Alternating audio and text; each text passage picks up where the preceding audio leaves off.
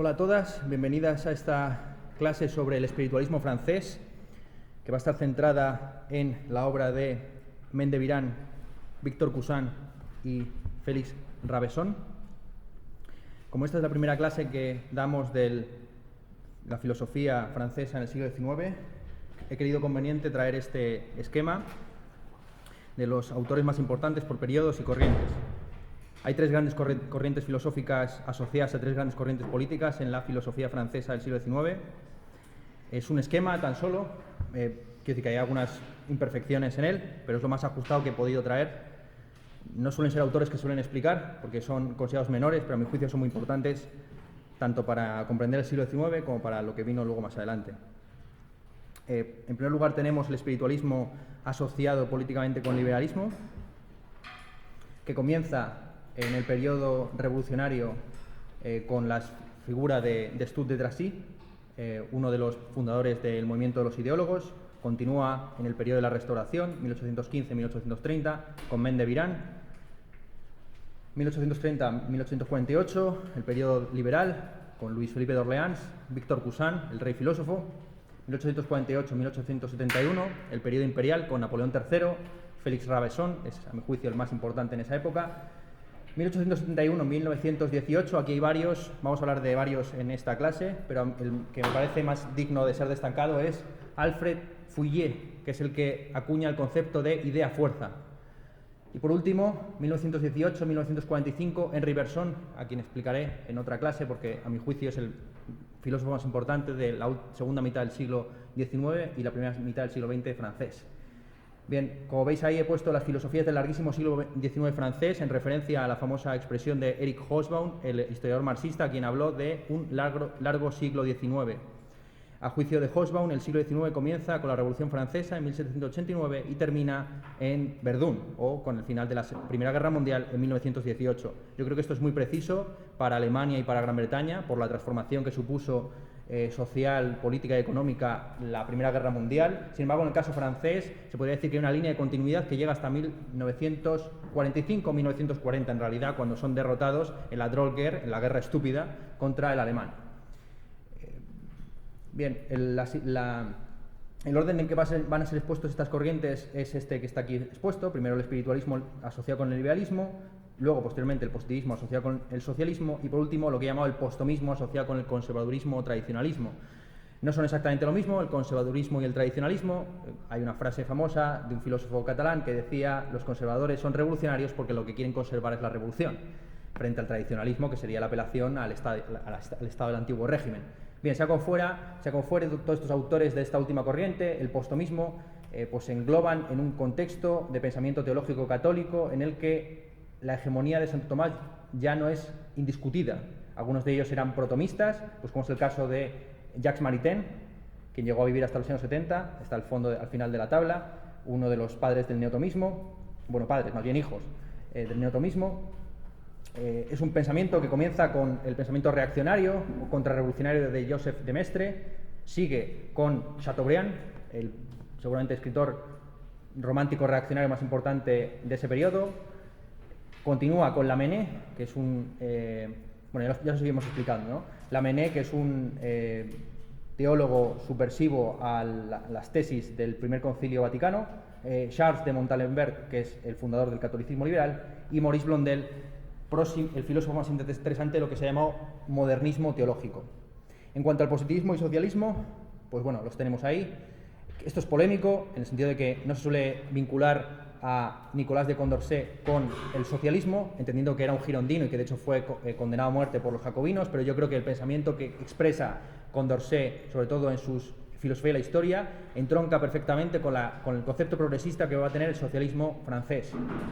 Evidentemente, si hay que elegir alguno de los socialistas utópicos, Fourier, Saint-Simon, yo me quedo evidentemente con Saint-Simon, creo que es el más interesante de ese periodo, seguido de Auguste Comte, que es el filósofo más importante seguramente de la primera mitad del siglo XIX, seguido de Cournot. Esto también es algo polémico porque normalmente Cournot no se suele asociar con el llamado positivismo, sino más bien con el neocriticismo, en la medida en que tenían creencias de tipo más bien kantiano, y de hecho es el primer teórico de la teoría del equilibrio general y de las relaciones entre la oferta y la demanda. influyó mucho en Walras, Jevons, una serie de pensadores que están a la base del liberalismo económico actual. A continuación tenemos en el periodo republicano 1871-1918 a Pierre Duhem, quien no era socialista sino conservador, pero entronca en toda una tradición de pensamiento epistemológico interesado en cuestiones científicas. Y el último representante, que es un representante antipositivista, sería Georges Bachelard, quien daría pie a lo que luego posteriormente sería el estructuralismo. De esta matriz del siglo XIX francés tan confusa, pues es de donde surge el existencialismo, heredando la batuta del espiritualismo liberal, el estructuralismo, del que hablamos en la clase práctica pasada, Foucault, a partir del positivismo socialismo, y por último, el personalismo, la fenomenología católica, a partir del neotomismo o el postomismo. ¿Bien? Hoy vamos a hablar, por lo tanto, de la primera de esas tradiciones. Los que están subrayados en rojo son los autores más importantes, aquellos en los que nos vamos a centrar: Mendebirán, Víctor Cousin y Félix Rabesson. He tenido la tentación de no explicar a estos filósofos, sino a otros, a una serie de economistas liberales y filósofos políticos, como es el caso de Benjamin Constant, Jean-Baptiste Say, Alexis de Tocqueville o Frédéric Bastiat, bajo la tesis que yo llevo sosteniendo años de que el liberalismo no es un invento de los británicos, ni mucho menos de Adam Smith, que era republicano y que creía en la eutanasia del rentista, sino que el liberalismo político es un invento de los franceses que exageran la importancia de la libertad en el sistema parlamentario británico. No en balde la expresión laissez-faire, laissez-passer está en francés. Son los franceses los que, contemplando con envidia la situación en la que se encuentran los británicos o los anglosajones en general, pues articulan toda la doctrina del liberalismo político. Bueno, vamos a pasar directamente a la bibliografía. Como he querido poner entre paréntesis la parte más política, voy a centrarme en la parte más filosófica, epistemológica, ontológica de esta corriente. Los tres autores de los que vamos a hablar principalmente son esos: Mendebirán, Víctor Cousin y Félix Rabesson. Voy a recomendar de cada uno un libro acerca de ellos y un libro acerca de la corriente en la que se encuadran. En primer lugar, el clásico de Bougier, Las conversiones de Mendebirán, como libro contextual, un libro antiguo pero muy bueno, de François Picabet, Los ideólogos, en el que se analiza pues, todo este contexto intelectual del periodo napoleónico. En cuanto a Víctor Cousin, a mi juicio, la obra más importante sigue siendo la de Paul Janet. Nadie ha superado realmente esa monografía del año 85. Sobre el eclecticismo está bien la introducción de Jacques Villard, del año 97. En cuanto a Rabesson, la obra de Dominique Janicot es muy buena, más que nada porque Janicot es un gran experto en el giro teológico de la fenomenología francesa. Como esa es una obra que, aparte de de trabajar el pensamiento de Rabesson, también hace una genealogía del espiritualismo francés, he considerado interesante recomendar un trabajo de Agustín Guyau, La filosofía y la sociología de Alfred Fouillet, que es uno de los filósofos espiritualistas menores de los que espero tener tiempo a hablar algo, decir alguna palabrita. Bien. Empecemos entonces con los ideólogos. El término ideología fue acuñado por Destutt de Tracy en 1796. La primera vez que aparece publicado ese término es en su primer volumen de Los elementos de ideología, año 1802. Picabet, en su historia de la ideología, o del ideologismo mejor dicho, distingue tres generaciones: la generación de los precursores, entre los cuales cabría destacar la figura de Condorcet principalmente, pero también Laplace, el matemático; los fundadores, que son Destutt de Tracy, Cabanis, famoso por haber dicho que el cerebro segrega pensamientos igual que el hígado bilis, y el Kolde de Volney. Estos serán calificados por Marx como materialistas vulgares. En cuanto a la tercera generación, es la generación menos conocida, la de los herederos, entre los cuales están Loromiguier, de Guerando y otros.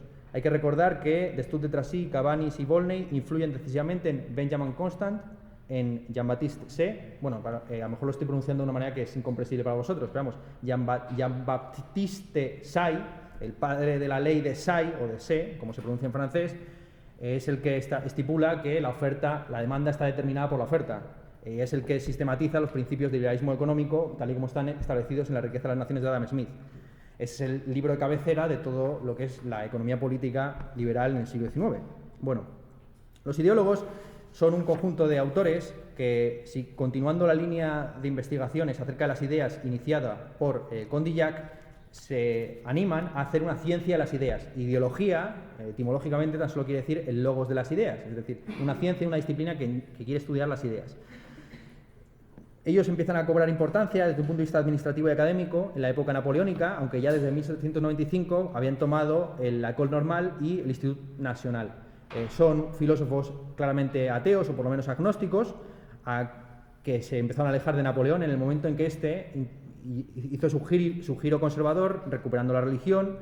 El propio Napoleón, que fue muy próximo a ellos y que llegó a asistir incluso a congresos en los que ellos daban conferencias, pues empezó a hablar de manera despectiva a los ideólogos, y algunos creen que el término ideología arrastra esta carga peyorativa precisamente por los insultos de Napoleón hacia los ideólogos. ¿Bien?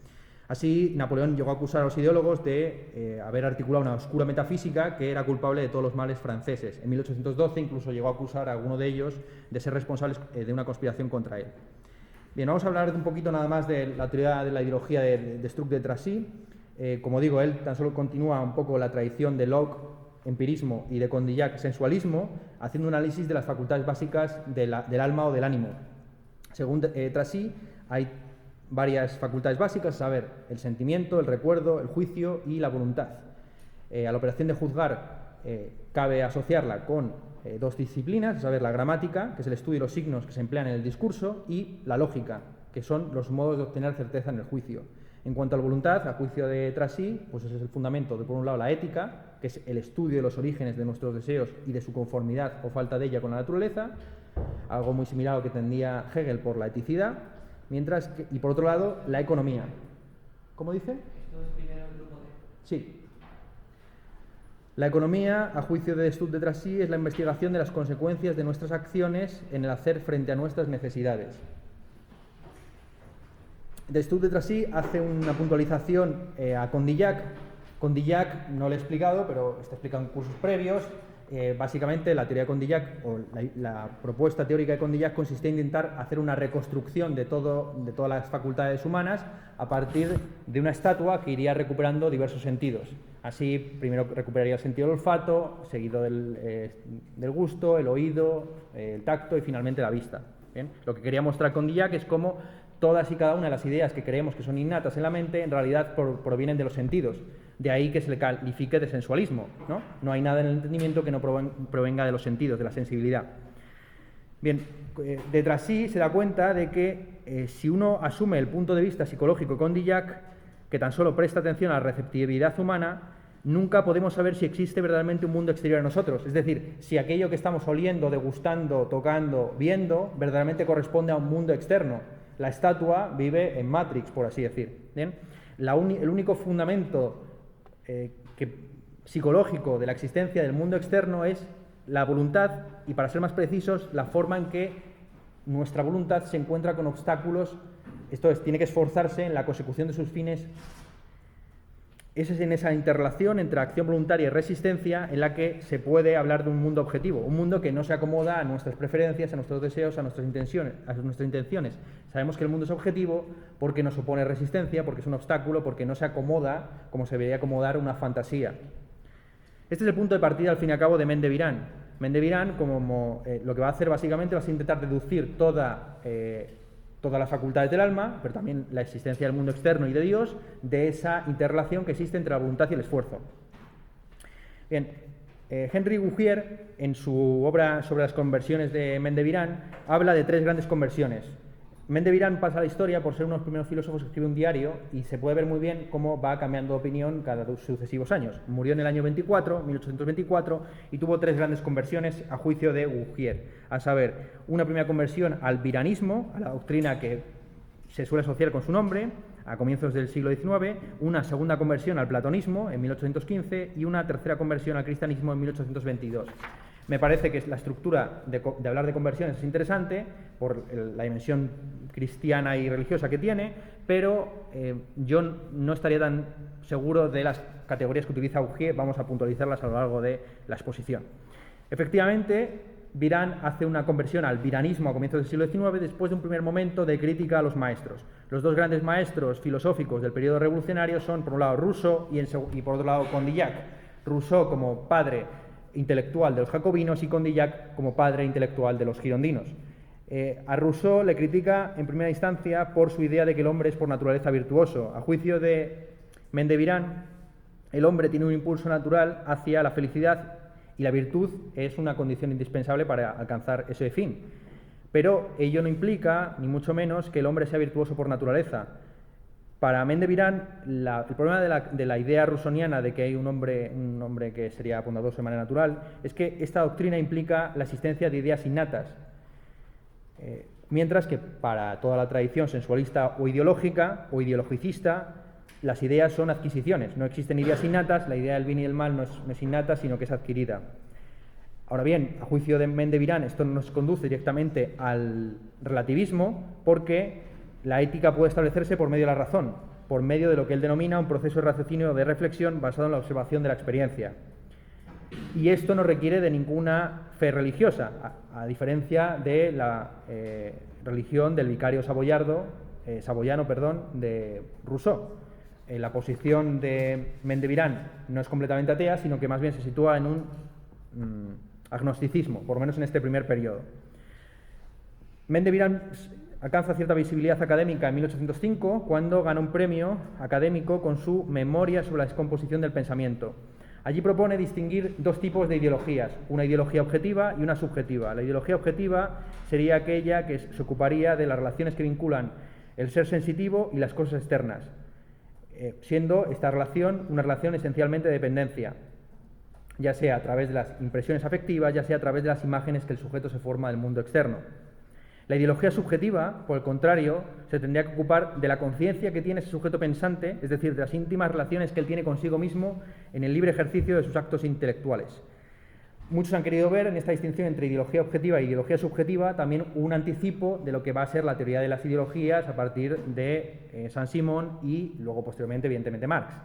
Esto es, la ideología, al mismo tiempo como falsa conciencia de realidad, funcional para los intereses de una determinada clase. Bien, toda ideología tiene un componente al mismo tiempo subjetivo, de creencia, fidelidad, fanatismo, y objetivo, es decir, que bajo esa apariencia de falsedad siempre en última instancia representa, aunque sea de manera oscura, unos intereses de tipo económico, sociológico. Bien, así la ideología es al mismo tiempo verdadera y falsa, ¿no? Está más allá de toda verdad y falsedad. La ideología subjetiva, tal y como la plantea, por lo menos desde un punto de vista académico, Mendevirán, más bien se trata de un análisis cartesiano de la conciencia que modifica sustancialmente el enfoque, porque ya no se trata de un enfoque tan intelectualista como el cartesiano, sino más bien voluntarista.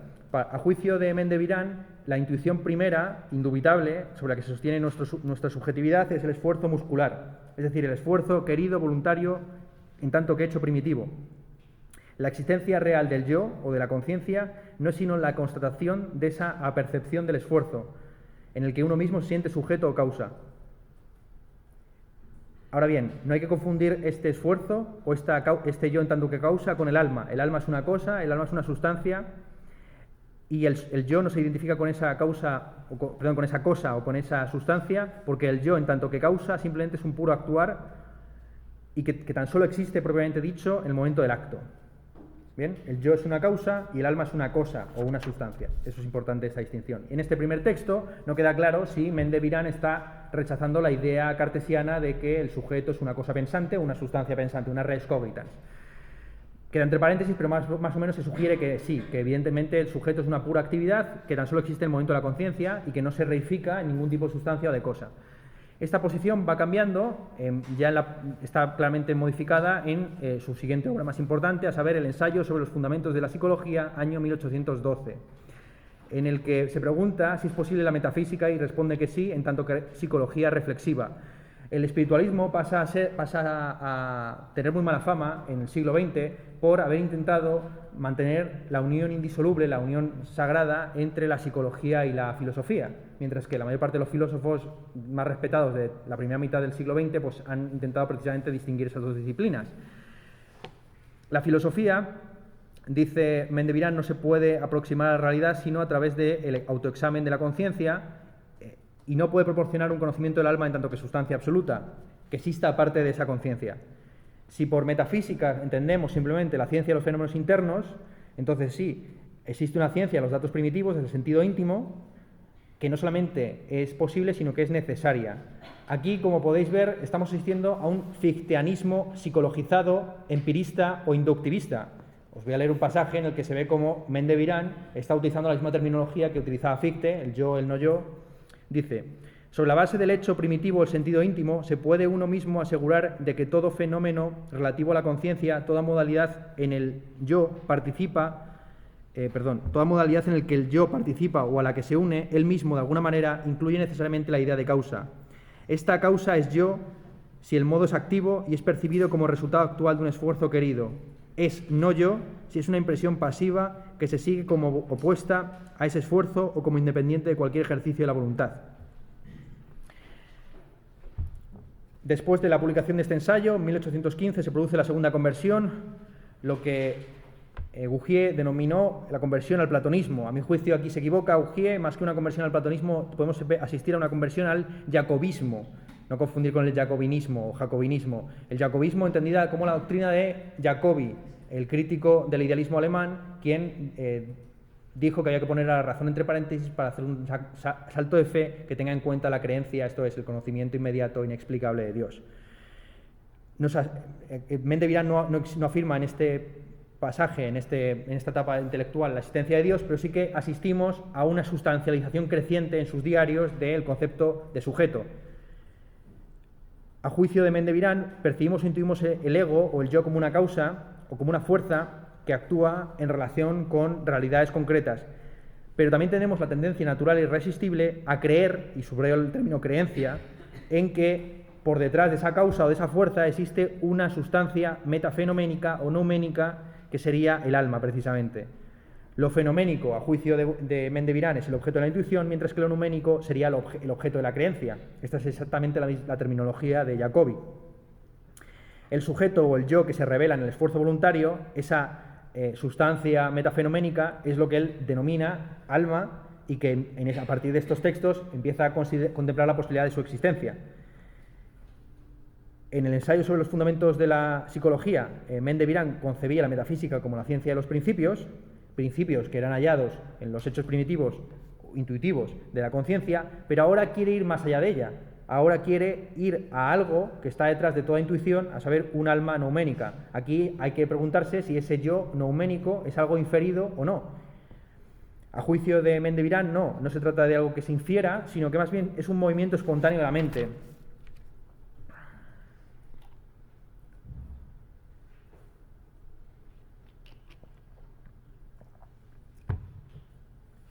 De manera espontánea, nuestra conciencia o mente nos lleva desde la idea de causalidad a la de sustancia. No podemos pensar en una causa sin una cosa que esté detrás de ella.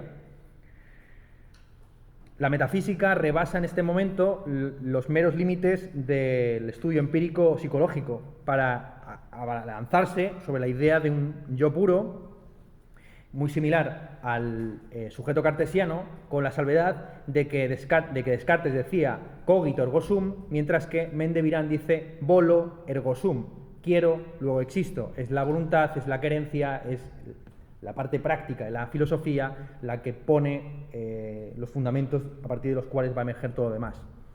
El grave error de Descartes, a juicio de Mendevirán, es confundir el yo fenoménico con el yo nouménico, confundir el alma en tanto que cosa con el yo en tanto que causa.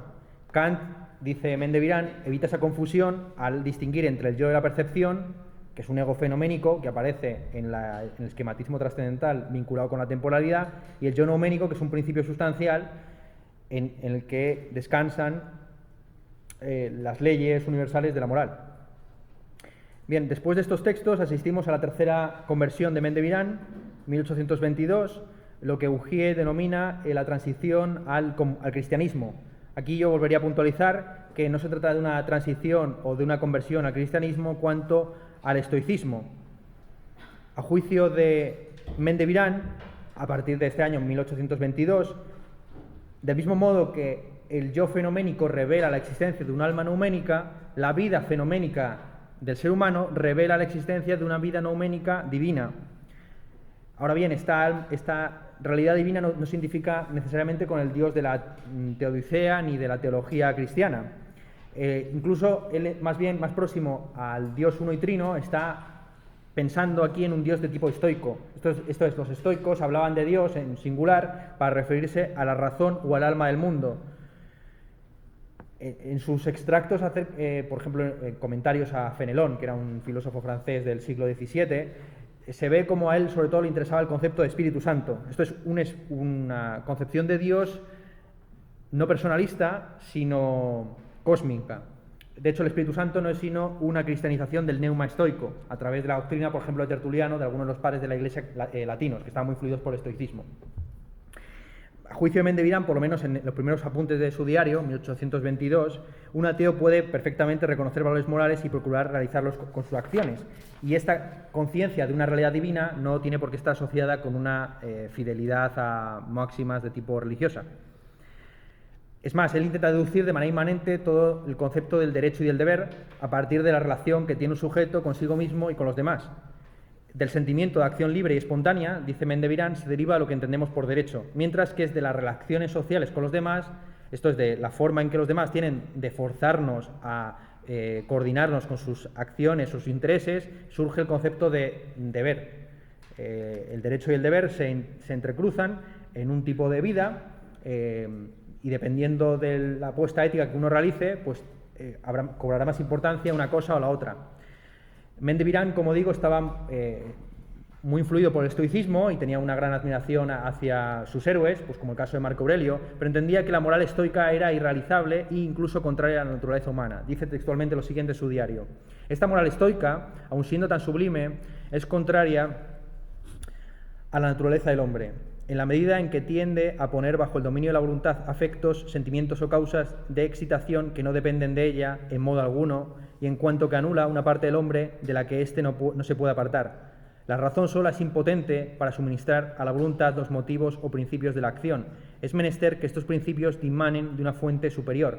Así, contra el concepto de la vita activa estoica, Mendevirán va a reivindicar una ética de la pasividad o de la pasión, entendiendo que hay dos tipos de pasividades o pasiones. Por un lado está el hombre que es pasivo en la medida en que subordina su personalidad y su libertad a todos los apetitos e impulsos de la carne, que es una forma ciega e inútil de pasividad, pero hay una segunda pasividad mucho más elevada, que es la pasividad a Dios.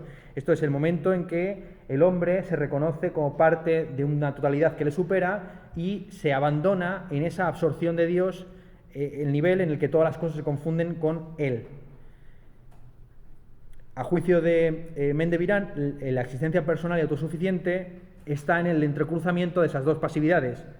Esto es, entre la pasividad del abandonarse al impulso del sentido y la pasividad que implica vivir bajo Dios y su influjo. A esta pasividad práctica le corresponde en el ámbito de la teoría una cierta receptividad. Esto es, del mismo modo que somos pasivos de un punto de vista práctico, entregándonos de manera más casi budista a un Dios que es el mundo como totalidad, desde un punto de vista teórico también podemos tener una receptividad respecto de esa totalidad, que es lo que él denomina la experiencia mística. Esa experiencia mística, a juicio de Mendevirán, se revela principalmente en los grandes ideales del bien y la belleza. Aquí tiene sentido hablar de la conversión, insisto, al estoicismo o al platonismo moderado, en la medida en que él pues, asume o acepta todas las doctrinas platónicas o neoplatónicas, mejor dicho, de cómo lo bello es una expresión de lo absoluto. Bueno, cerramos. Entonces, estas son las últimas notas del diario de Mendevirán, pero lo que pasa a ser más influyente y que constituye la base del espiritualismo francés como algo contradistinto del ideologismo de finales del siglo XVIII, comienzos del XIX, es la idea de que hay una psicología indisoluble o inconfundible respecto de la filosofía.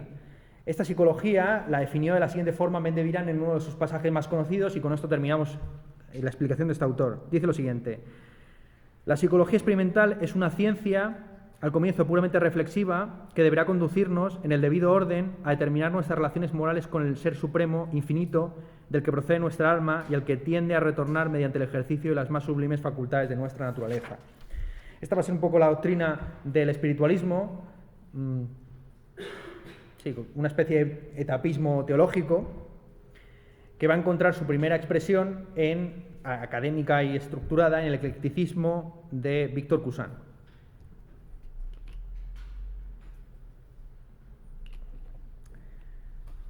Víctor Cousin es el arquetipo del pensador liberal, en el sentido fuerte del término, durante el periodo 1830-1848, bajo el gobierno de Felipe de Orleans, llegó a tener prácticamente todos los cargos de importancia en la administración francesa, hasta convertirse literalmente en el rey de los filósofos, con el objetivo de construir un regimiento filosófico.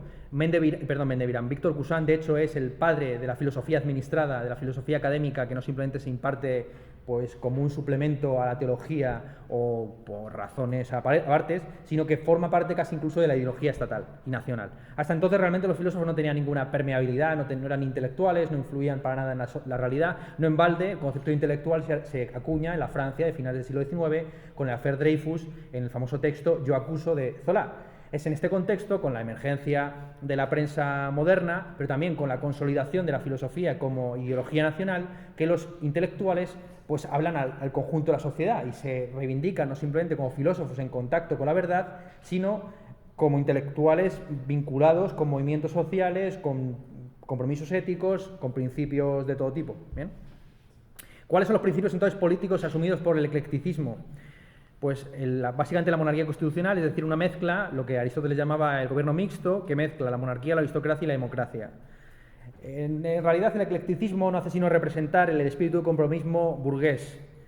En la esfera religiosa se oponían tanto al fundamentalismo religioso de la restauración borbónica como al materialismo y al ateísmo de los ideólogos y de, evidentemente, los jacobinos.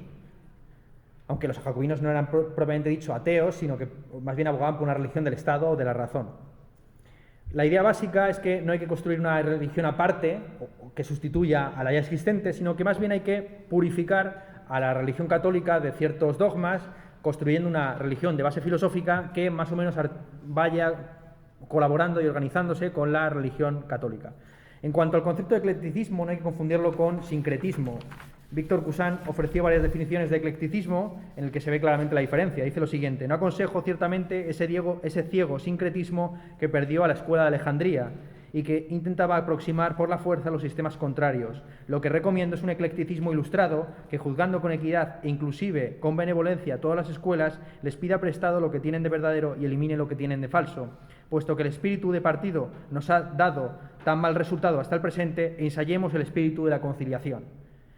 Como se puede ver, es un pensamiento profundamente postrevolucionario, que no quiere meterse en líos, que no quiere posicionarse, que busca una concordia, pero que tampoco entra dentro de la lógica de la dialéctica. Como si recordáis, para Hegel todo sistema filosófico es al mismo tiempo verdadero o falso en relación a su época, y lo que hay que hacer es engarzar esas verdades o falsedades en un desarrollo del espíritu. Esa es la doctrina dialéctica, mientras que la doctrina sincrética lo que dice es que todas las filosofías son verdaderas. En última instancia lo que hacen es apuntar a una filosofía perenne, subyacente, que sería una filosofía universal que se expresaría de diversas formas a lo largo de la historia. Para Víctor Cousin no es una cosa ni la otra. Hay que hacer un arreglo, hay que hacer una negociación, hay que buscar, con el famoso seni catalán, ¿no? Hay que buscar ahí un arreglo para que la movida vaya encajando poco a poco, ¿bien? Pues en esto consiste básicamente el eclecticismo cousiniano, que él llegó también a definir de la siguiente forma, más interesante, en sus fragmentos filosóficos, 1856. El eclecticismo requiere de un sistema que sirva como punto de partida y como principio en la historia. Requiere también, como su instrumento, una crítica severa respaldada por una extensa y sólida erudición. Tiene el resultado preliminar de descomponer todos los sistemas por el hierro y el fuego de la crítica, y como resultado final su recomposición en un sistema único que es la representación completa de la conciencia en la historia. El eclecticismo parte de una filosofía y tiende a lo largo de la historia a la demostración viviente de esa filosofía. Bien, Víctor Cousin tuvo varios maestros, entre los cuales cabe destacar a Pierre Laromiguier, quien le enseñó básicamente el empirismo de Locke y el sensualismo de Condillac, y Pierre-Paul Roger-Collard, quien le enseñó la doctrina de la escuela escocesa del sentido común. Entre 1815 y 1821, con apenas 23 años o 24, Víctor Cousin estaba interesado principalmente en fundir estas dos escuelas, el sensualismo y el sentido común, con lo que estaba empezando a llegar del idealismo alemán. Siempre se ha dicho que Francia es una nación autárquica en términos intelectuales, que no tiene apenas interés por el extranjero. Pero en realidad eso sucede con prácticamente todos los imperios en su momento más glorioso. En España se llegó incluso a prohibir la traducción de textos en el Siglo de Oro y no hubo ningún problema ni ningún declive de tipo intelectual.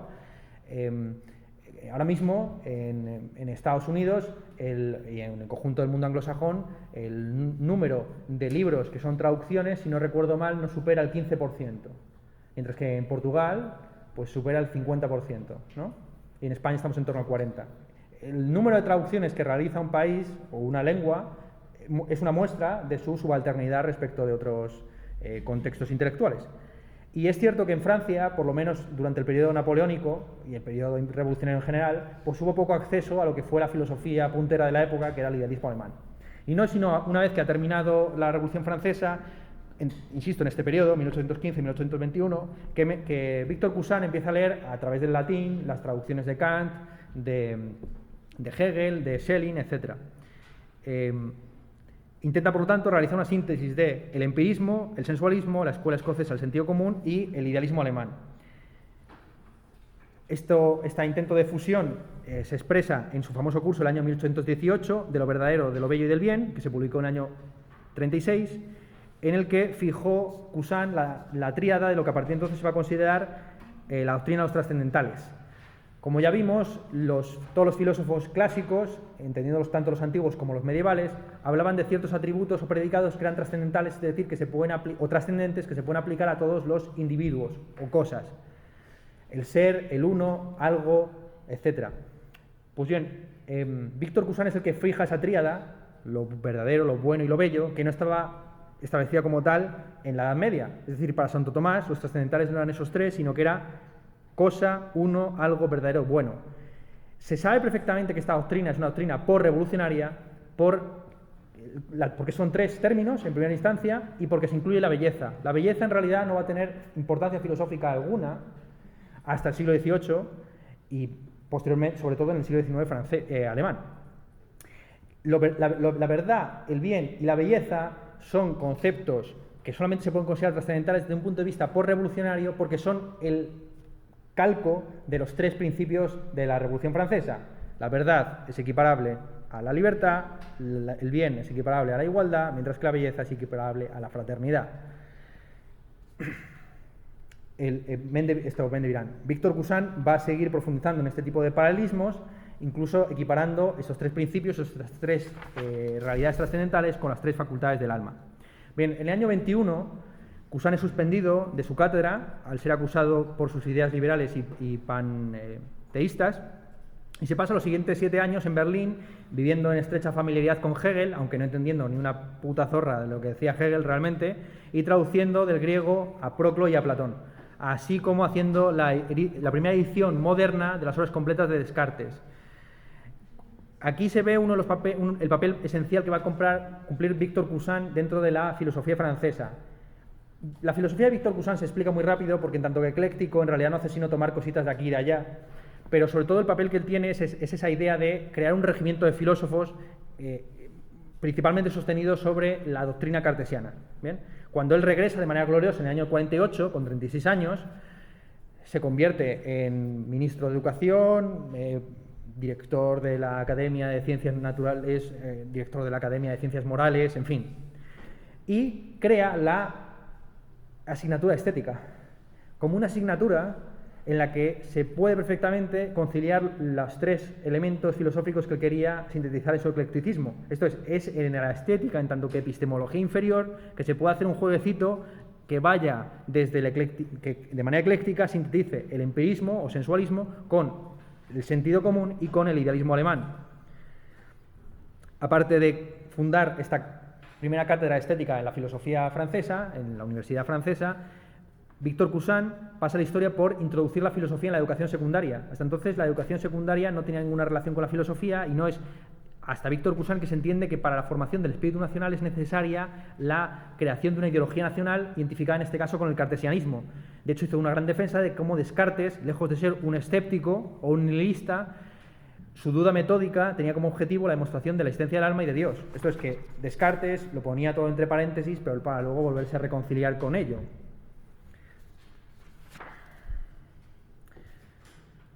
Hay que decir que Víctor Cousin hizo una gran trampa al interpretar a Descartes en términos espiritualistas y también al intentar establecer una línea de continuidad entre Platón, Descartes y su propia filosofía. Así, su traducción de las obras completas de Platón no se ha reeditado desde el siglo XIX porque está traducido a la lengua moderna, lo que quiere decir que se inventa prácticamente términos, hay párrafos enteros que los pone Víctor Cousin de su cosecha y lo que está haciendo básicamente es hacer que Platón diga lo que él quiere que diga.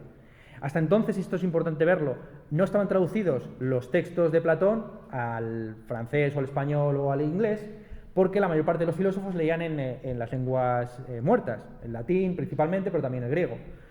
Y no es hasta el siglo XIX que se articula verdaderamente la idea de filosofía nacional. Así nosotros podemos explicar perfectamente la filosofía francesa desde la Revolución Francesa hasta 1945 sin mencionar nada, porque es en este contexto en el que los filósofos se vuelven realmente filósofos de parroquia, escribiendo no solamente en la lengua vernácula, sino para sus conciudadanos y pensando en términos muy nacionales.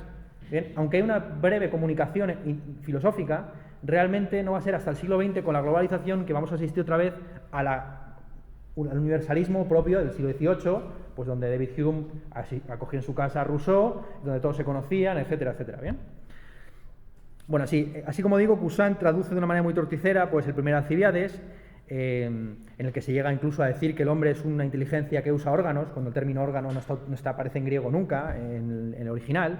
Se llega incluso a decir, llega a poner en boca de Platón la idea de que el ego es una causa limitada que necesita un punto de apoyo más firme que el de la conciencia, un poder superior a él. Esto es, básicamente está poniendo en Platón una doctrina de tipo cristiano como la existencia de un dios monoteísta en el primer Alcibiades. Si me dijeras, no, es que está en el Timeo, ¿vale? Donde se habla del demiurgo, ahí tiene sentido, pero en el primer Alcibiades, que es un texto de juventud en el que Platón está simplemente exponiendo las doctrinas de Sócrates, hablar de teología y de organicidad pues no tiene ningún sentido. En cuanto a Descartes, es muy interesante ver la recuperación que hace Víctor Cousin de este autor, porque por un lado le reivindica como el padre del método psicológico. El espíritu de Descartes, dice Víctor Cousin, es independiente y moderado. Dice, tiene ese carácter de espiritualismo sobrio y elevado que debe ser siempre el nuestro. Sus principios tienen grandeza y belleza moral y sobre todo es esencialmente francés. Esta es la idea importantísima. Lo importante de Descartes no es si lo que dijo era correcto o verdadero o falso, sino que era francés, a pesar de que fue perseguido por las autoridades francesas de su época. Pero bueno, volvemos a lo mismo, ¿no?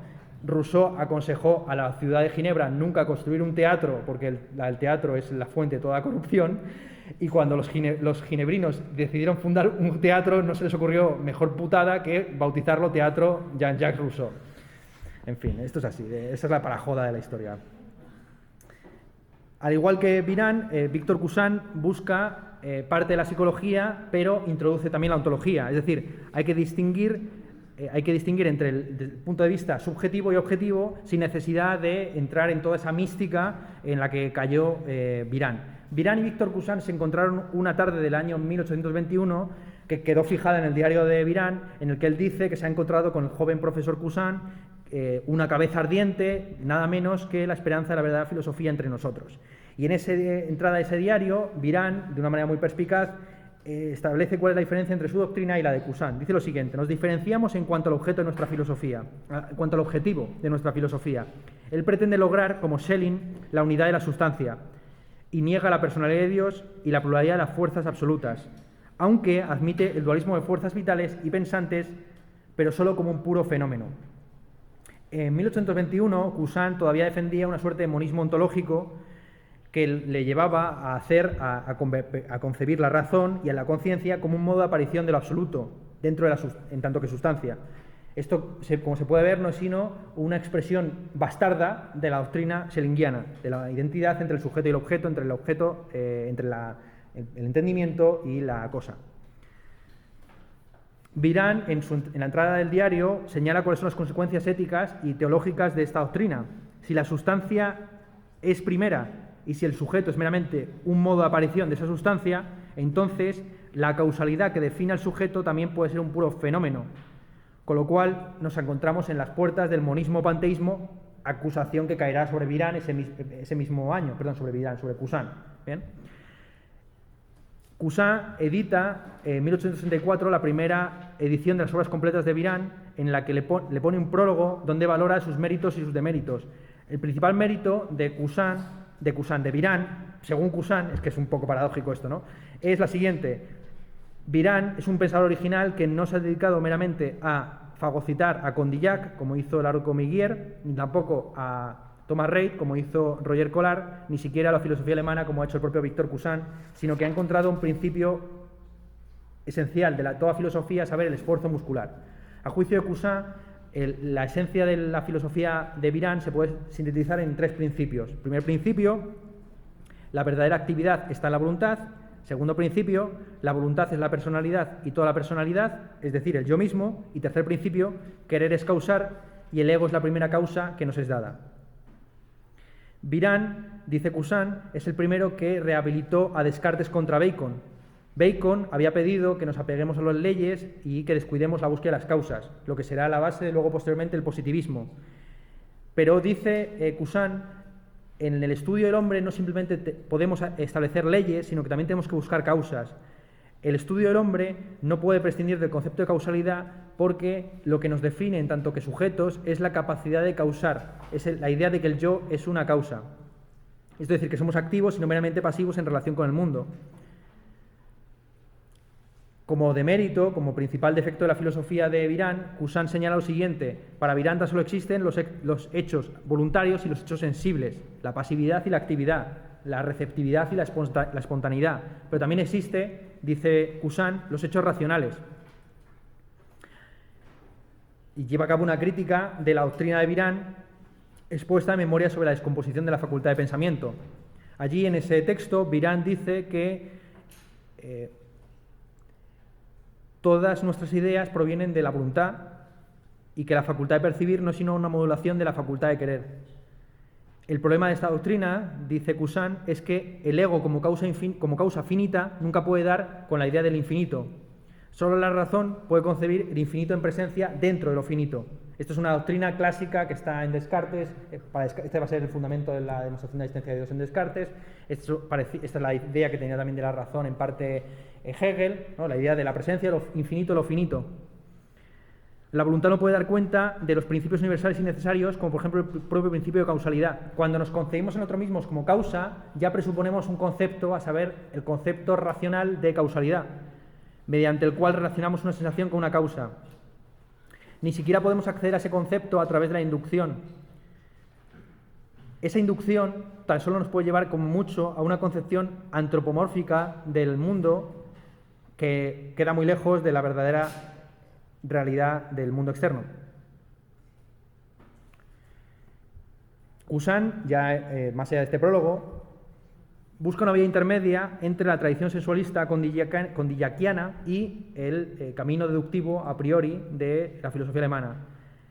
Esta vía intermedia va a ser una vía vinculada con el método de observación psicológico, pero también con una concepción más o menos hegeliana del valor de las tríadas y del sistema como sistema articulado en 3 partes. Así, Cousin hará una clasificación célebre de las facultades del alma en 3 grandes conjuntos: los hechos de razón, los hechos de voluntad y los hechos de sensación,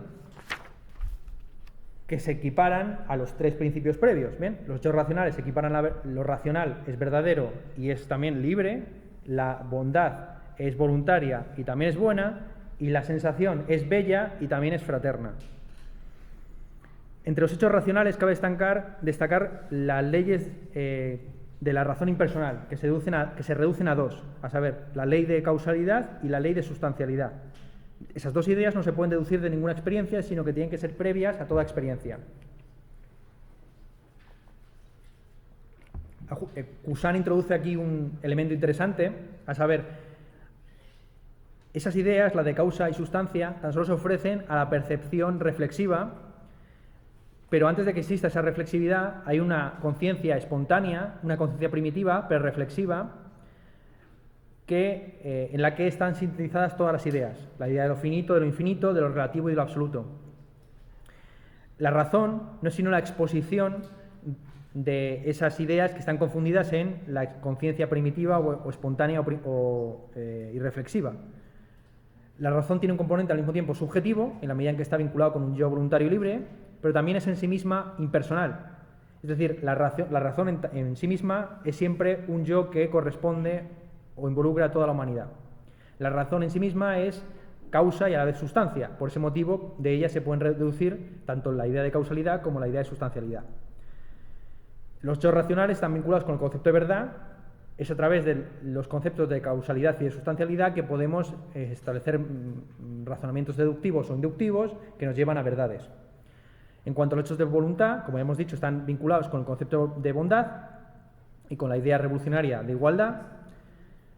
La voluntad es el origen, dice Cousin, de la noción de causa personal, que es el último patrón de las causas impersonales, es decir, comprendemos el mundo como articulado sistemáticamente por medio de causas, porque primero percibimos en nosotros mismos esa fuente de causalidad que es la voluntad.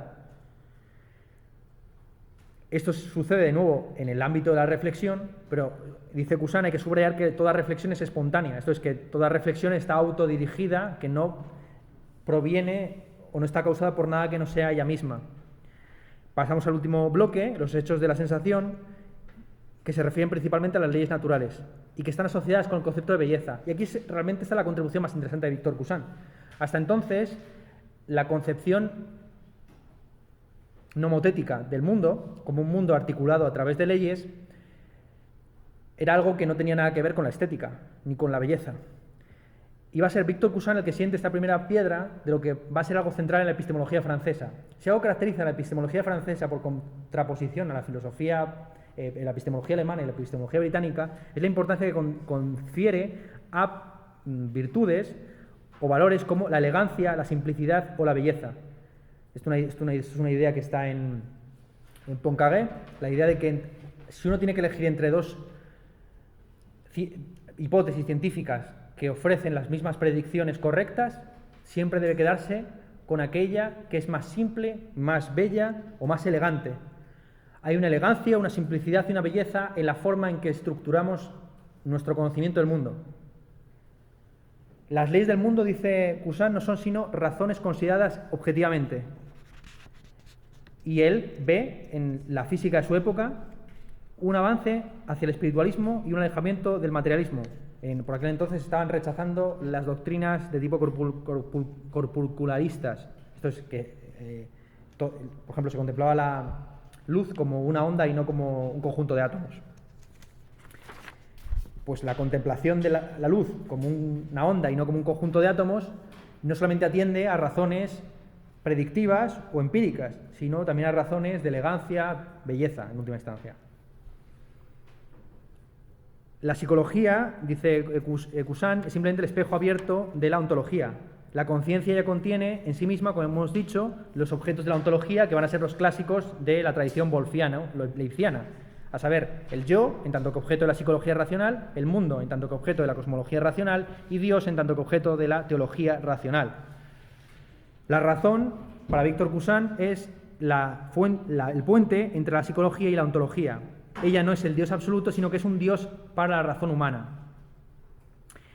El hombre no comienza a filosofar a través de la reflexión, como creía Kant, ni tampoco con la negación, como creía Hegel, sino a través de una intuición primitiva, una inspiración, lo que Jacobi denominaba la creencia. Como veis, la influencia de Jacobi, un autor secundario que hemos mencionado en varias ocasiones, es decisiva, por lo menos para la filosofía francesa. Es importante subrayar esto. La reflexión no ofrece nada que no existiera de manera previa en esa intuición, en ese conocimiento inmediato, en esa creencia. La especulación, la filosofía especulativa no es nada más que un espectáculo. Esto es la explicitación de aquello que ya estaba implícito en esa conciencia primitiva y reflexiva en la que lo finito y lo infinito, lo absoluto y lo relativo, el sujeto y el objeto estaban confundidos. Del mismo modo que la psicología lleva desde la espontaneidad a la reflexión, la ontología conduce desde la unidad a la pluralidad. La unidad entendida como Dios o como el ego, punto de partida de toda unidad en el mundo cismundano, a la pluralidad. Esto es la concepción del resto de entes, o incluidos nosotros mismos, como efectos de Dios.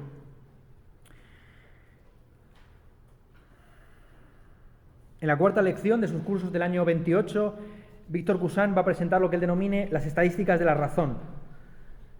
A saber, la idea de que todos los conceptos racionales se derivan en última instancia de la contraposición entre lo finito y lo infinito.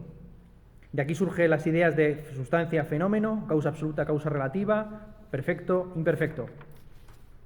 En sus últimos trabajos, una vez cae en desgracia Victor Cousin después de la Revolución de 1848, va a estar centrado Cousin en intentar conciliar a Descartes, considerado todavía padre del espiritualismo, con Leibniz, quien sería un freno al monismo o al panteísmo.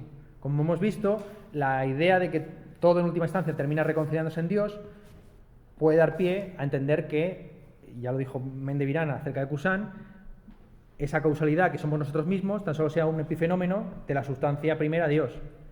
Pues bien, la forma más simple, en realidad, de escapar al panteísmo es apelar a la doctrina leibniziana, de las mónadas, etc. En realidad, la posición de Victor Cousin en sus últimos años se parece mucho a la posición de Fichte, es decir, el ego es una causa finita que se opone a un obstáculo finito, que es el mundo, y esas dos causas finitas contrapuestas, en última instancia, se tienen que referir a una causa infinita de la que son inherentes Dios. Constantemente hay una apelación a Dios como principio de los principios. Así sucede, por ejemplo, en la cuarta lección del curso sobre la verdad, lo bello y lo bueno. Y en su última época, insisto, Victor Cousin lo único que hace es intentar buscar una reconciliación de esta doctrina, un poco rara, de las tríadas estas suyas, con la doctrina del sentido común.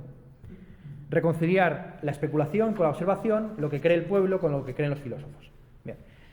Pasamos al movimiento espiritualista. El término espiritualismo ha sido utilizado por Victor Cousin, por Maurice Blondel, por otros filósofos que no son los que vamos a hablar ahora, pero en realidad se entiende que el espiritualismo en sentido estricto es la filosofía que va desde la Revolución de 1848 hasta la Primera Guerra Mundial, con estos dos autores importantes, Félix Rabesson, Alfred Fouillet, pero también Lascheller y Boutreau, entre otros.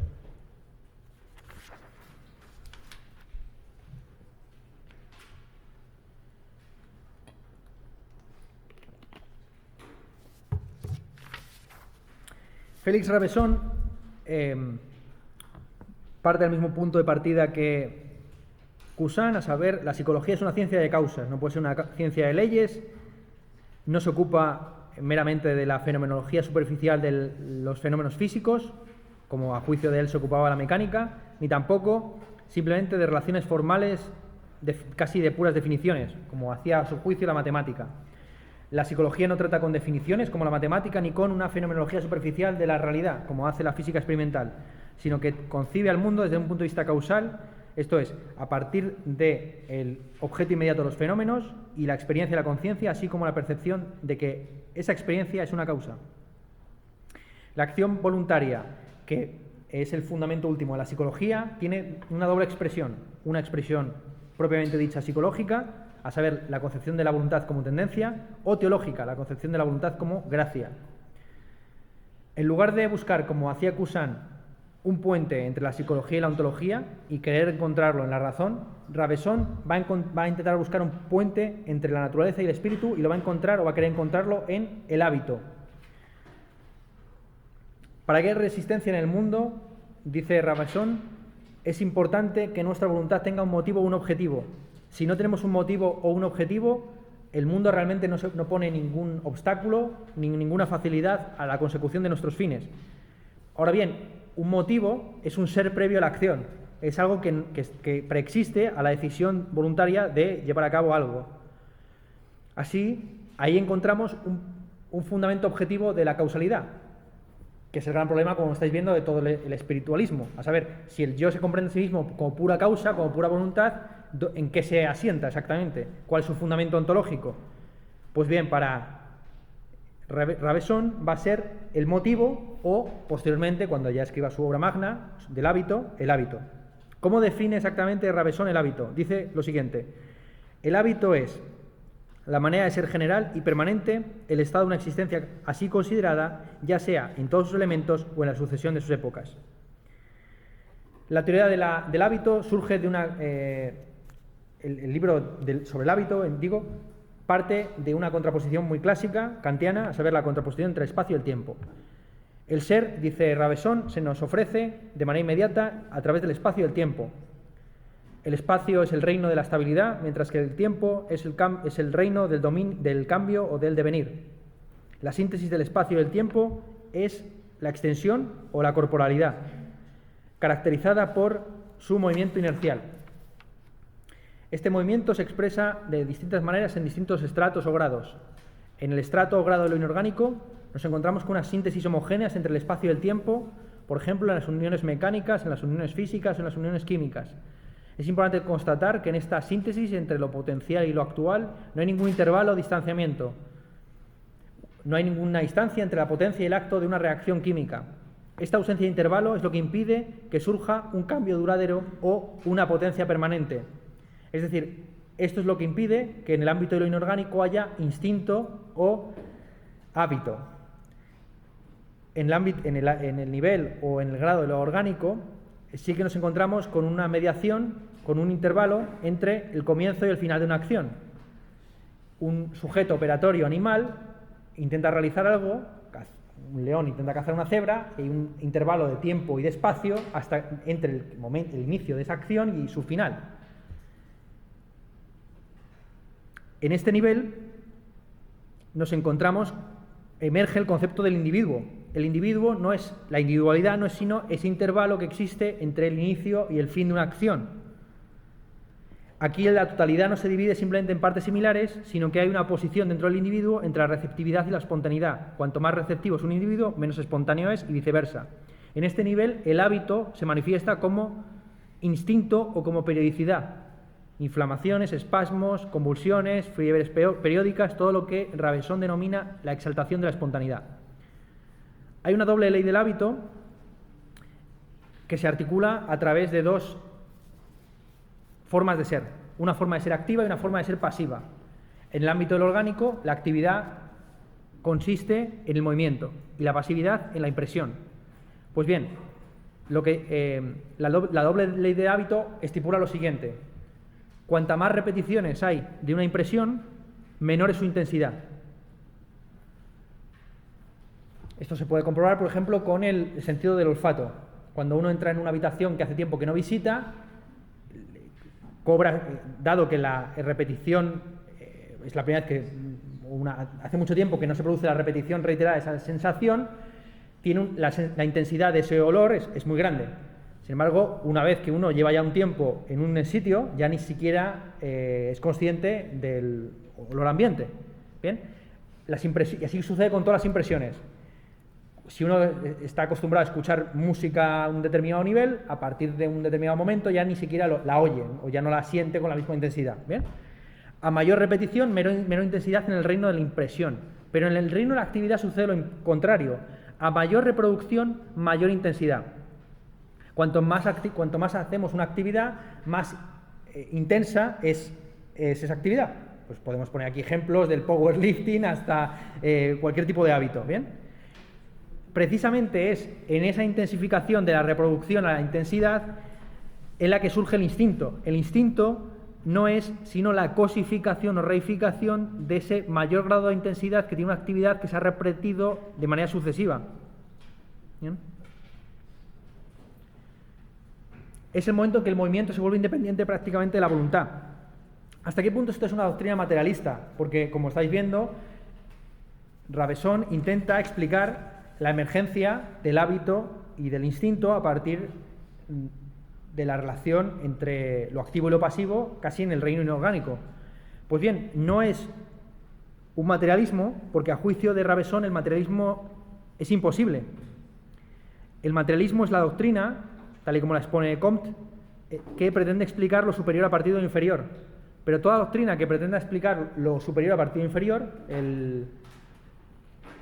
lo humano a partir de lo animal a partir de lo orgánico a partir de lo inorgánico, etcétera, lo inorgánico a partir de lo químico a partir de lo físico, todas estas doctrinas reduccionistas, en última instancia, cometen un error de surrección o una falacia de surrección, es decir, que son capaces de deducir lo superior a partir de lo inferior porque ya han colocado in nuce implícitamente lo superior y lo inferior.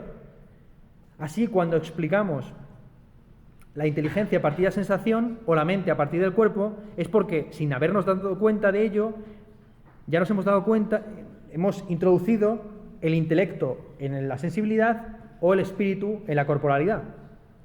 Pero es que toda filosofía procede de esta forma.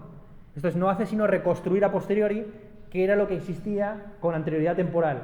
Como volvemos a ese moto, a ese lema selinguiano de que lo que es primero en términos temporales no tiene por qué ser primero en términos lógicos. Esto es una doctrina que va a influir en todo el siglo XIX, así que más vale casi tatuársela.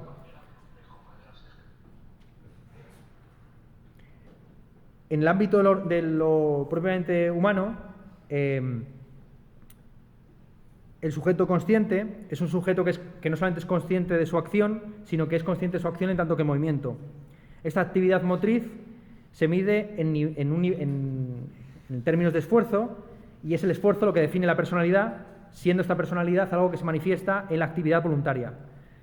Lo que en el reino del orgánico era simplemente impresión y actividad, en el ámbito humano consciente es pasión y acción. La pasión es la forma de ser que tiene su causa en algo diferente del ser al que le pertenece, y la acción es la forma de ser producida inmediatamente por el ser al que la pertenece. En este punto de su libro del hábito, Raveson lleva a cabo una deducción de los sentidos externos, que es algo típicamente francés, por lo menos desde Condillac en adelante. Condillac, como ya hemos dicho, en su famoso experimento de la estatua, pretende deducir todos los sentidos a partir del sentido del olfato, que es un sentido muy pertinente para una doctrina reduccionista, sensualista, como la condillackiana. El olfato es al mismo tiempo un sentido apotético, es decir, que capta distancia, y no involucra ni el espacio ni el tiempo, a diferencia de lo que pasa con la vista y el oído. Esa es la ventaja que tiene el olfato respecto de los otros 4 sentidos externos, que es paratético, a diferencia de los sentidos apotéticos que no captan a distancia, como el tacto y el gusto. Tú no puedes degustar a 2 metros de distancia, ni puedes tocar a 2 metros de distancia, pero sí que puedes oler algo que está situado a 2 metros de distancia. Sin embargo, el olfato no involucra ni el espacio ni el tiempo. Entonces, es un sentido perfecto para una doctrina como la sensualista, que no quiera presuponer que el espacio y el tiempo son intuiciones puras a priori. En el caso de Mendevirán y de Cousin y de Raveson y de todos los autores de esta clase, el sentido por excelencia es el tacto, porque es en el sentido del tacto en el que se nota de una manera mucho más clara la existencia del mundo externo. Que a ti te pueden, bueno, a ver, sobre todo las alucinaciones clásicas son alucinaciones que no suelen involucrar el sentido del tacto, aunque sí, sabemos que hay drogas muy duras por ahí que pueden hacerlo. Pero estos autores entendían que el sentido del tacto es el sentido que permite comprender de una manera mucho más clara la relación que existe entre voluntad, obstáculo, esfuerzo, actividad y pasividad.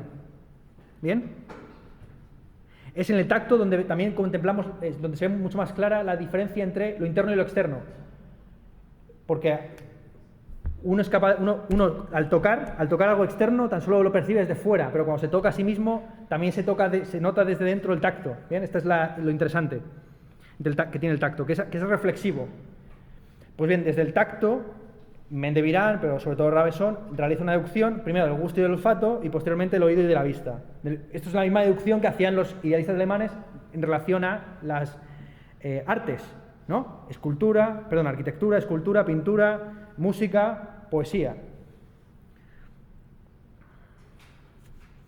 Una vez que ya tenemos deducidas todos los sentidos externos y que también tenemos los conceptos de pasión y de acción, que en el ámbito teórico se expresan como sensación o percepción, podemos volver a aplicar la doble ley del hábito en este ámbito, el ámbito de lo humano.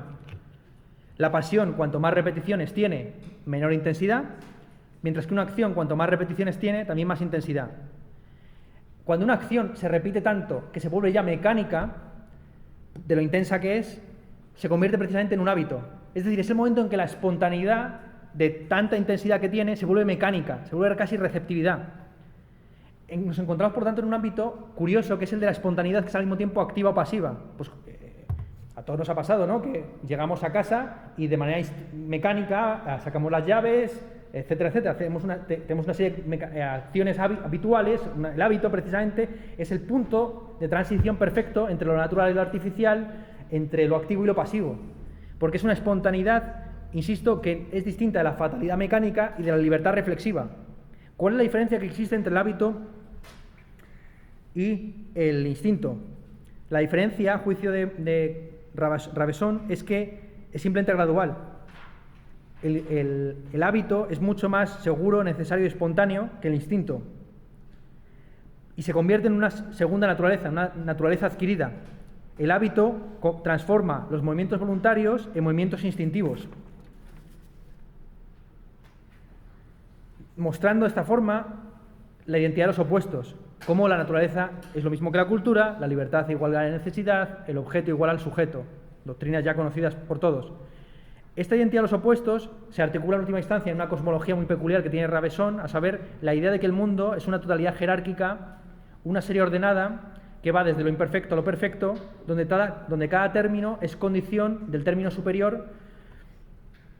Bien, como hemos visto, algo que ya se ha visto aquí, pero que va más allá del ser humano. Por encima del nivel del ser humano nos encontramos con la gracia santificante. Antes de llegar a ese nivel, vemos que en el ámbito del humano la sensación se convierte en sentimiento y la percepción se convierte en la actividad que busca el bien y el mal. Es precisamente esta actividad que busca el bien y el mal la que nos eleva más allá de lo humano para acceder a esa gracia, la naturaleza entendida como gracia agraciada, es la terminología que utiliza Raveson. Esa búsqueda del bien y del mal es, dice textualmente Raveson, Dios en nosotros, un Dios oculto. La historia, esto es textualmente Raveson, la historia del hábito representa el retorno de la libertad a la naturaleza, o más bien la invasión del reino de la libertad por la espontaneidad natural. Es el momento en que, insisto, de manera voluntaria nos creamos hábitos que ya coercen o que limitan esa espontaneidad. En última instancia, la doctrina de Raveson ha sido considerada por algunos expertos, como Janicot, el autor del que recomendamos el libro al comienzo de la clase, como una ontología estética, porque para Raveson la belleza no es simplemente un umbral a cruzar, como era, por ejemplo, los idealistas alemanes, donde la estética o el arte era algo que posteriormente iba a ser superado por la religión y posteriormente la filosofía. Esa era la teoría de Hegel. No, para Raveson la belleza es la representación sensible de lo que teológicamente se denomina gracia. La gracia es la expresión máxima de esa voluntad que se expresa de diversas formas en los diversos estratos o niveles. Bien.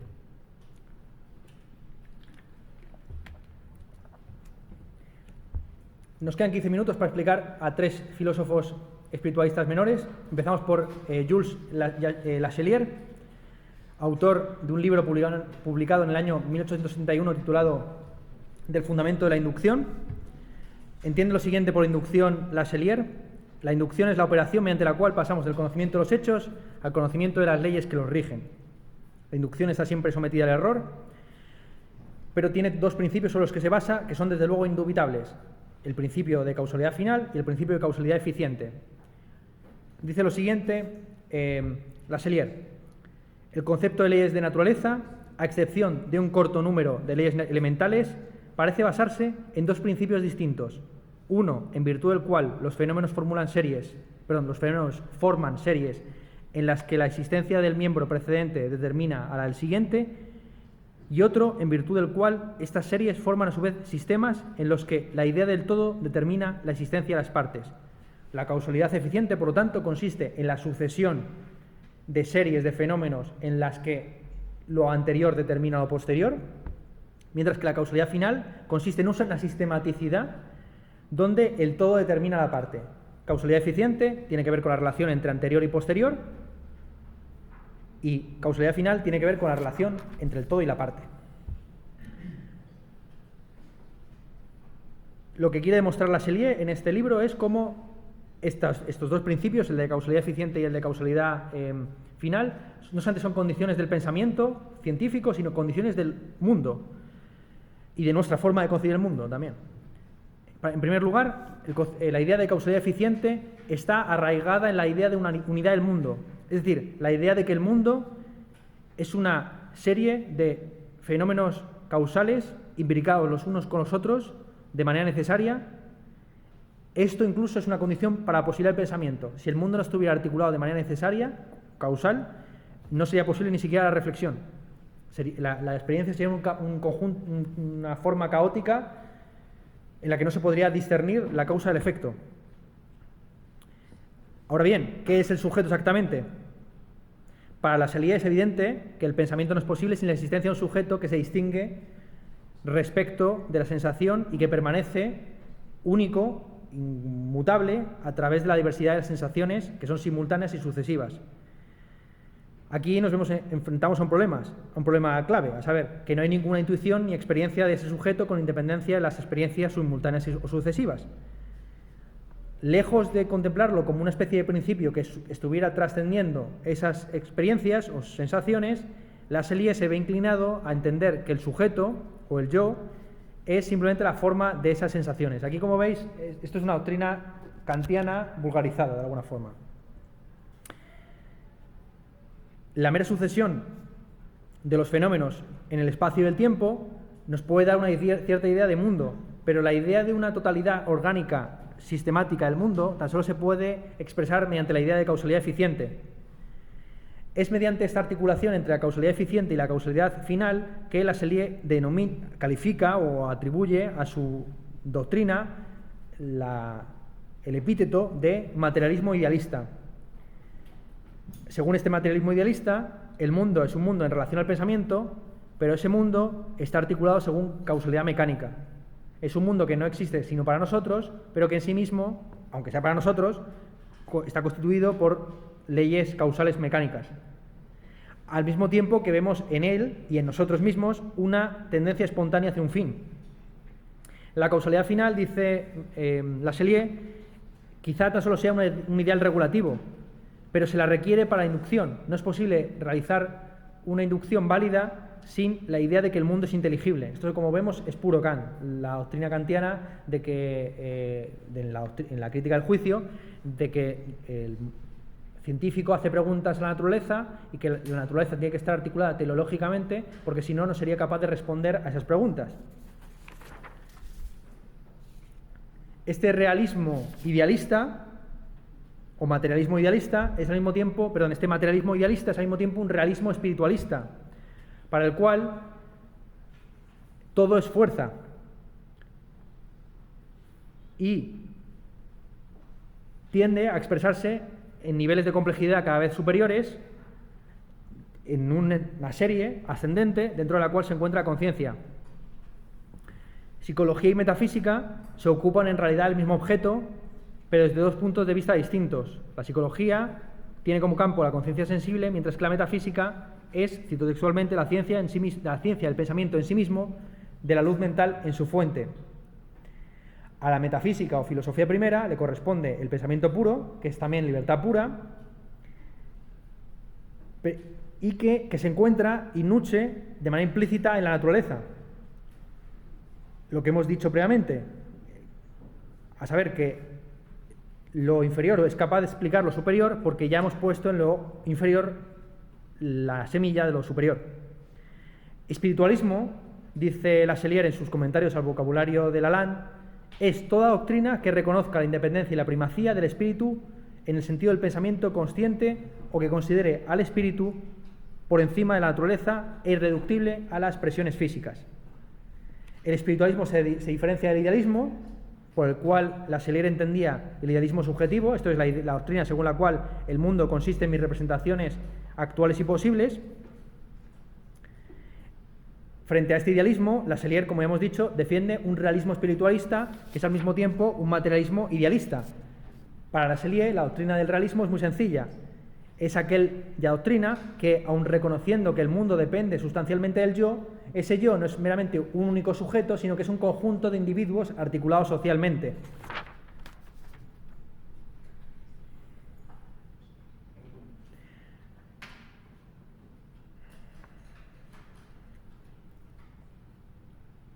Pasamos a la doctrina de Boutros. Boutros pasa la historia por una obra titulada La contingencia de las leyes de la naturaleza, en la que cuestiona una de las máximas que hemos visto que todos los filósofos previos sostenían, a saber, la idea de que un mundo que no estuviera reglado por leyes necesarias sería un mundo incomprensible. Para Boutros, en ese libro, La contingencia y las leyes de la naturaleza, hay tres grandes sistemas filosóficos, a saber, el idealista, el materialista, el dualista o paralelista. Esos son los tres: idealista, materialista, dualista o paralelista, y los tres tienen en común la tesis de que las leyes de la naturaleza son necesarias. Frente a esta tesis, que es común a prácticamente toda la historia de la filosofía, Boutros va a defender la idea de que la necesidad es algo introducido por la mente humana, con fines principalmente de simplicidad y de elegancia, pero sin fundamento alguno. Es importante recordar que Boutros no hace sino apoyarse, al clasificar las doctrinas filosóficas en estas tres, en la clasificación de las doctrinas filosóficas por parte de Victor Cousin. Es algo que no he explicado, pero que recupero ahora mismo. Para Victor Cousin, la historia de la filosofía se articula en 4 tipos de sistemas, que son, dice él, los elementos fundamentales de toda filosofía. En primer lugar está el sensualismo, que es la filosofía que confía exclusivamente en los sentidos, seguida del idealismo, que halla la realidad en el ámbito del pensamiento. Posteriormente llega la filosofía del sentido común, que cree que la filosofía no debe sino sistematizar las intuiciones del pueblo. Y en última instancia, y por último, nos encontramos con el misticismo, que es aquella que se vuelve de espaldas a los sentidos, tanto el sentido común como los sentidos externos, y se refugia en la interioridad. Una vez que hemos llegado al misticismo, el ciclo vuelve a empezar. Cousin entiende que la relación entre estos 4 sistemas es de sucesión histórica. A un exceso de sensualismo le sigue un exceso de idealismo, al cual le sigue un exceso de sentido común, terminado por un exceso de misticismo. El misticismo, al refugiarse en la interioridad, da pie de nuevo al sensualismo, esto es, que es al fin y al cabo la doctrina condillaquiana. ¿Qué pasaría si una estatua empezara a cobrar sentidos uno a uno desde una perfecta estado místico o no relacionado con el mundo externo? Pues bien, insisto, para Boutros las leyes naturales no son necesarias, como dicen los idealistas, los materialistas o los dualistas, sino que son contingentes. Son simplemente esquemas, formas en las que nosotros concebimos el mundo, lo hacemos inteligible. Para las ciencias, causalidad no implica necesidad, sino simplemente condición inmediata. La causa es la condición inmediata del efecto, mientras que una ley simplemente es una relación invariante. La ley de la gravedad no expresa una necesidad natural, sino que simplemente muestra como una relación invariable entre atracción y distancia, pongamos, ¿no? No existen leyes objetivas ni necesarias por la sencilla razón de que la realidad es creativa, la realidad genera cambios cualitativos, hay una heterogeneidad cualitativa de tal forma que la causa es inconmensurable con su efecto. A priori no se puede deducir cuál va a ser los efectos de una determinada causa, y si el efecto es desproporcionado respecto a la causa, eso quiere decir que en ninguna parte del mundo se puede aplicar el principio de causalidad. Como veis, Boutros está dinamitando uno de los conceptos centrales, por no decir los dos, del espiritualismo hasta entonces. Por un lado, el concepto de sustancialidad y por otro lado, el concepto de causalidad. Para Boutros, las leyes naturales son solamente compromisos de tipo estético, y aquí es donde recupera una idea de Victor Cousin. Son aproximaciones más o menos elegantes, sutiles, refinadas, entre la realidad y la matemática. Son una forma de modelizar y de formalizar la realidad. Ahora bien, cuanto más nos elevamos en el ámbito de la emergencia natural, nos encontramos con que esas aproximaciones son más inexactas. Así, la matemática tiene un grado de precisión muy claro y evidente, la física un poco menos, la química un poco menos, la biología menos, la sociología prácticamente nada, y la ideología es ideología. Bien, las leyes naturales, insisto, para Boutros son simplemente compromisos intersubjetivos que no pueden dar cuenta de la emergencia de novedades y de la creatividad de la naturaleza. La ciencia, dice Boutros, es una sistema de símbolos cuyo cometido es proporcionarnos una representación conveniente y utilizable de la realidad que no podemos conocer de un modo directo. El método científico lo único que hace es intentar sistematizar ese sistema de símbolos sin dejar fuera de sí la posibilidad de una sistematización subjetiva. Es decir, la ciencia no tiene por qué excluir el concepto de persona o el concepto de valor. Es más, hay una ciencia, que es la ciencia de la psicología, que se ocupa de la psique humana. Hay una diferencia muy clara entre la metafísica y la psicología, dice Boutreau, refutando a sus maestros, a pesar de que la metafísica también debe proceder desde dentro hacia afuera, y la interioridad desde la que comienza es la del sujeto. Para Boutreau, ningún elemento superior es reducible a un elemento inferior, dada la importancia de la emergencia o de las diferencias cualitativas. Es decir, la biología nunca se va a reducir a la química, ni la química se va a reducir a la física, porque en cada estrato emergen propiedades que no estaban en el previo. Hay una heterogeneidad y discontinuidad, pero que no son los únicos rasgos que existen en el mundo. También hay una continuidad que le identifica con un esfuerzo de ascenso hacia el ideal. Y aquí es donde Boutreau mete la cuña espiritualista, que no podía faltar. Es decir, la idea de que todo el mundo está articulado espiritualmente de tal forma que hay una espontaneidad incluso al nivel de la materia muerta. La religión, a juicio de Boutreau, no es sino la síntesis, o más bien la unión estrecha y espiritual del instinto y el intelecto, que conduce al hombre hacia una vida más rica y profunda. Llegamos por último a Alfred Fouillet, el acuñador del concepto de idea-fuerza. La tesis es muy sencilla. Toda idea es una tendencia a la acción. Toda idea busca o fuerza su realización. Es una causa, además de ser una idea. Entre las obras más importantes de Fouillet, yo destacaría el libro del año 1872 titulado La libertad y el determinismo. Aquí Fouillet busca conciliar el determinismo con el espontaneísmo, si queremos, o los teóricos de la libertad como libre arbitrio.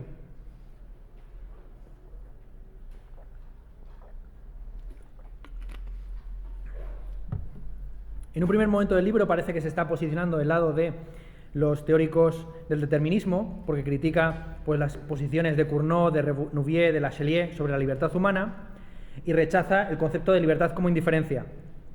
A juicio de él, no tiene sentido identificar la libertad con el azar, y desaprueba la tesis de que el determinismo implicaría una pasividad del ser humano, y se muestra bastante de acuerdo con tesis, por ejemplo, que estaban defendidas por el sociólogo Hippolyte Taine, a saber, la idea de que el determinismo no tiene por qué cuestionar los valores morales.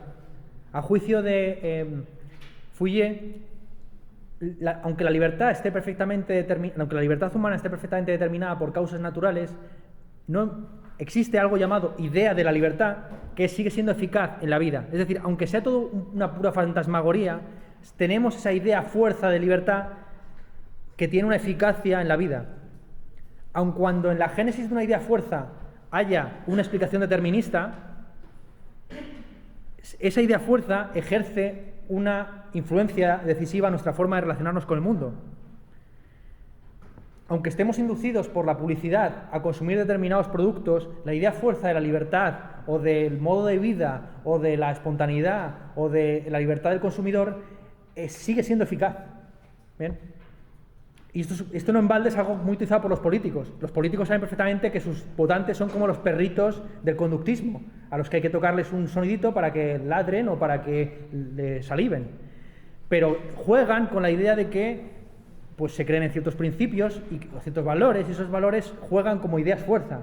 Pues la del independentismo, la de la libertad, la de la igualdad, etcétera, etcétera. Fouillet fue, otro libro importante de Fouillet, ya termino, es La moral de las ideas fuerza, en la que dice que la conciencia de la existencia propia es inseparable de la conciencia de la existencia de los demás, y atribuye un gran valor a el reconocimiento mutuo, de tal forma que uno no es capaz de valorarse a sí mismo, sino valorar también a los demás. La tesis fuerte de ese libro es que los ideales tienen un poder de atracción irresistible, especialmente los del amor y la fraternidad. En este libro también expresa una confianza típicamente espiritualista, progresista, de que la influencia de esas ideas fuerza será mayor conforme vaya pasando el tiempo, de tal forma que estemos en los preludios de la articulación de una conciencia intrapersonal con ideales comunes como el principio de acción. Y con esto lo dejamos por hoy. Venga, muchas gracias.